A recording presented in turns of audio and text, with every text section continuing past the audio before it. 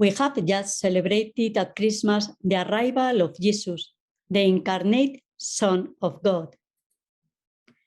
The incarnation of Jesus implies that he had to learn everything as we do, without being able to spare himself any process of growth. He learned to walk hand in hand with Mary. He matured all his deep humanity in his relationship with others. The 30 years of hidden life in Nazareth were years of maturation, of searching and affirmation of his self-consciousness. In his personal search for his identity, Jesus approached John the Baptist and mingled with his followers. His standing in line to be baptized can be interpreted as a fact that portrays his attempts and his searching. Luke, the evangelist, put in the mouth of John that the Messiah will baptize with spirit and fire. The first to be baptized with spirit and fire is Jesus himself. Baptism is for Jesus the confirmation of his identity. This event marked a before and after in the life of Jesus. Jesus would no longer return to Nazareth.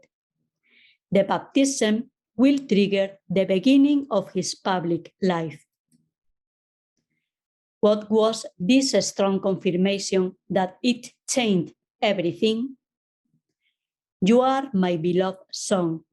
With you I am well pleased. With this identity engraved in fire, Jesus began his public mission filled with the Holy Spirit. And the essential message that Jesus will transmit in his years of preaching will be the same: to make people believe that they are beloved sons and daughters of God. Our own baptism is a sacrament that imprints identity. The essence of baptism is exactly that, to make us aware that we are beloved sons and daughters of God. And when we truly believe this, when we live from this deepest truth, everything changes in life. God works in us from our own humanity.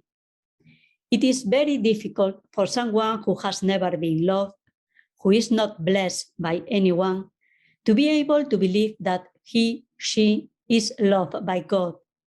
And on the contrary, knowing that we live under someone's blessing empowers us, gives us strength for everything.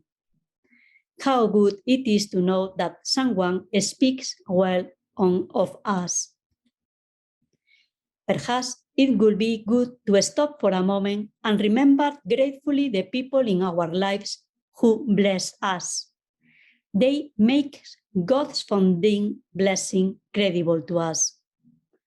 And perhaps we can also ask ourselves how we live the mission of blessing, of speaking well of others, of being mediation of God that affirms others, that makes them aware of their profound identity as beloved sons and daughters of God.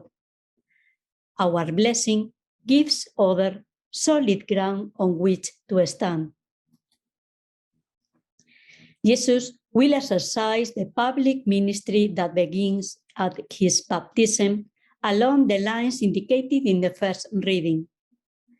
Jesus feels called to liberate, to promote justice, not from power. He will not cry out, but from caring. How good it is to know that God never gives up on us, that our lives always holds hope for God. Even when we lose hope in ourselves, God is attentive to rescue every life. The bruised reed he will not break. We are called to be light for one another. In the second reading, Peter will express, I now realize how true it is that God does not show favoritism, but accepts from every nation the one who fears him and does what is right. Yes, God's love is universal. Discovering and living this foundational love of God makes us missionaries. Great joys cannot be kept. God's love will only be credible if it goes hand in hand with justice. Faced with the temptation to keep our spirituality in the private sphere, the life of Jesus is a constant effort to make effective the liberation willed by God. Authentic love is translated into deeds, already here in our today and now. And we will know that even with the smallest gestures of love, God multiplies them and they reach a scope that escapes us. From there, with the song, we sing, God blesses people with peace. Today, as a church, we are immersed in a synodal journey that is rooted precisely in our common baptism, which is what constitutes us as church. Celebrating the baptism of Jesus is a good opportunity to renew our own baptism, to listen again in the intimacy of our heart until it is engraved in fire in our hearts. You are my beloved daughter, you are my beloved son. And to know that we are sent like Jesus to proclaim God's love and to practice justice. We are all beloved sons and daughters of God, missionary on the move.